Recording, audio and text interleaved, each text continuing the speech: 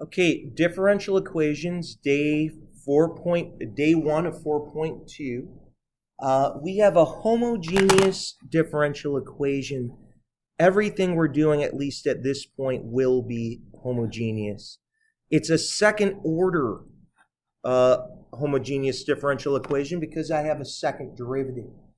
And then they tell you that you've got an answer. You've got y sub 1 is equal to e to the x. They're saying, hey, could you find a second one? Now, if you guys are really thinking, you might even be able to guess a second one even right now. But if we were to follow the guidelines that we saw earlier on the front page of our notes, we'd assume that there is some function, u of x, that when you multiply it to your given solution, the one that you found, that would be your second answer. So start off with that. Whatever they give you, say, okay, I'm going to say my new answer, my second answer, is y equals u of x times e to the x. But you know what? I'm going to need a derivative. And of course, whenever you have two functions of x multiplied together, we have to use the product rule. The product rule. First function, just call it u. Derivative of e to the x, it's just e to the x. And then you could say, well, my second part here, derivative of the first function, that's u prime times e to the x. You'd say, there I go, I've got y prime there. But if I'm solving a second order differential equation, I'm going to need to get a second derivative here. And ironically, here's the funny thing. As you're looking at this first part, you'd say, oh boy, I need another chain rule. You'd say, wait a minute, you just did that derivative. You just did that a second ago. So it's like I'm redoing the problem. You'd say, well, what did I get when I did that chain rule? The whole answer that you just came up with. So that's the product rule that you'd have here. But then I'd need a second product rule. And I could say, well, I need my first function, and I'm dealing with the product rule right here. I'd say take your first function, multiply by the derivative of the second, plus, and then I'd say take the derivative of your first function, that's u double prime, times your second function. So that's what you get for your second derivative. And that's not u to the first power, that's u prime. But look at that, I've got a u prime e to the x and a u prime e to the x. Guess what that really is? It's 2 u prime e to the x. So, I'll tell you what, you're going to have y double prime minus y equals 0. That was the original problem, right? And we're making this bold pronouncement. We're saying, hey, I'm assuming that my second answer is some function multiple of e to the x. If that were the case, I could substitute in. Instead of writing y double prime, I'm going to write what I just worked out right here. That is y double prime. Now I'll say minus, well, what do we have for just our y? Well, that's just your u e to the x. That's what we have at the very top of the screen. And yeah, that's u e to the x and the minus u e to the x are gone.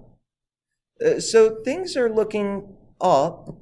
They are looking better. I've got a second order differential equation. I've got u double prime e to the x plus 2 u prime e to the x equals 0. And tell you what, I might even want to divide by e to the x right now. And, just because it's going to clean everything up in a hurry. And the new differential equation that we're seeing here is so much easier. Back in chapter 2, we dealt with reduction of order. And that's what I had on the bullet point up there. We could say, let's call w the u prime, and then guess what we have for u double prime? It's just w prime, isn't it? So I have a brand new problem here. W prime plus 2W equals 0. And guys, right now, I hope you're just looking at this saying, hey, it looks like we could do an integrating factor. By the way, we can. Integrating factors, guys, are going to show up a lot. Integrating factor, how do I find it? I'd get e to the integral of 2, right? And this is all in terms of x. I've got a function of x here. So I'm finding this should be, the integral of 2 is just going to be a 2x, right? Yeah. Wouldn't you have just solved it like by separating just write the W prime as is this separable? We did have a question just a moment ago. Could we turn this into a separable differential equation? We really could. We really could. We just mentioned the importance of the integrating factor, how very often that method is going to be showing up even for the rest of the year. And we don't want to lose sight of it. The separable issue, you get the same answer. If you want to separate, you are more than welcome to. But right here, I'm going to look at this as the product rule is e to the 2x times some function w. And at this point, I hope things are, pretty clear as to how we're going to proceed. I could more or less say I'm going to integrate both sides with respect to x right now.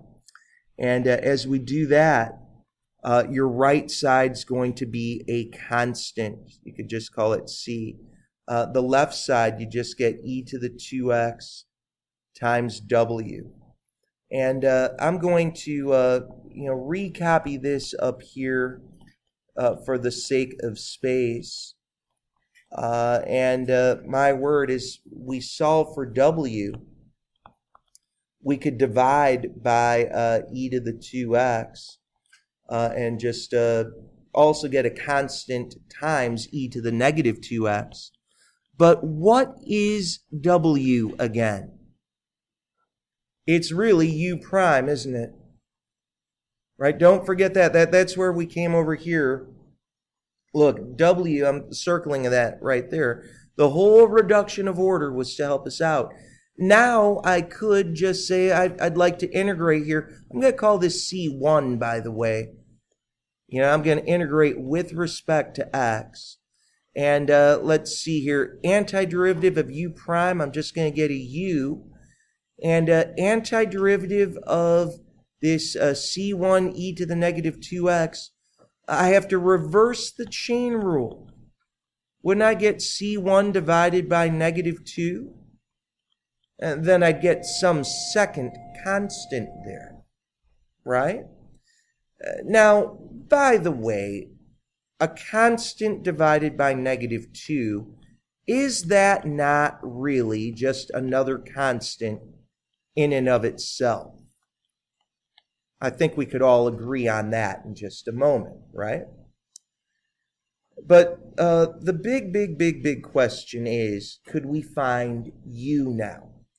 And kids can look at this and say, wow, u would be in that general form. I'm going to say, look, there's a whole family here. I'm going to let C2, this constant, be 0. Simultaneously, I'm going to say, let's let C3 be a 1. And I'm going to say u is equal to negative 2x. E to the negative 2x. U is equal to e to the negative 2x there. You could say, okay, so I'm done. That's my second answer. Do you guys think that's right?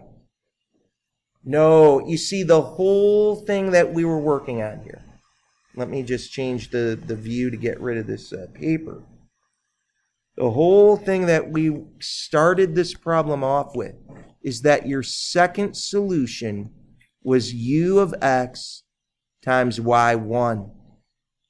So it's e to the negative 2x. You guys remember what answer they gave us?